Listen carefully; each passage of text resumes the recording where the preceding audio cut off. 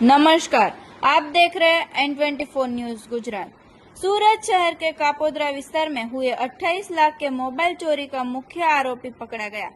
आरोपी रामनिवास गुप्ता चोरी का मुख्य आरोपी था।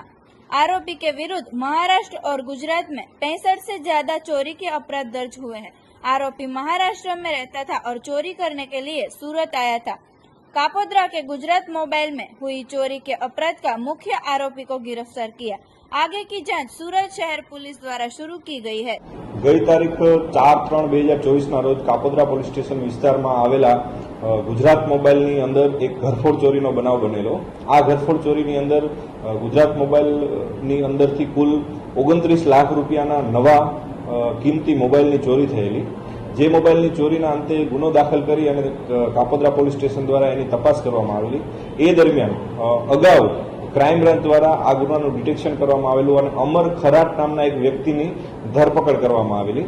અમર ખરાટ નામના વ્યક્તિની ધરપકડ કરવામાં આવેલી। એની પૂછપરછ દરમિયાન એવું જાણવા મળેલ કે આ ગુનાનો મુખ્ય સૂત્રધાર અને મુખ્ય ચોરી કરનાર એક આરોપી રામનિવાસ ઉર્ફે રામા ગુપ્તા, જેનું રહેઠાણ થાણે મુંબઈ છે, એ આ ગુનામાં મુખ્ય સૂત્રધાર છે। જેથી તેની પણ આમાં કાપોદ્રા પોલીસ સ્ટેશન દ્વારા તપાસ કરવામાં આવી।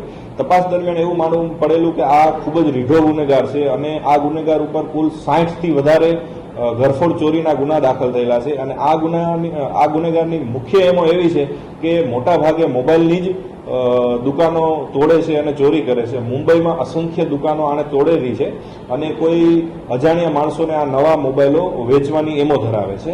આ આરોપીને થાણે પોલીસ સ્ટેશન દ્વારા જે તે વખતે પકડવામાં આવેલો અને ત્યાં મુંબઈ પોલીસના હાથમાંથી પણ ફરાર થઈ ગયેલો, જેનો પણ ગુનો દાખલ થયેલો હોય અને આશરે 1.5 મહિના પહેલા આ આરોપીને મુંબઈ પોલીસ દ્વારા ફરીથી પકડવામાં આવેલો અને એ થાણે જેલમાં બંધ હતો।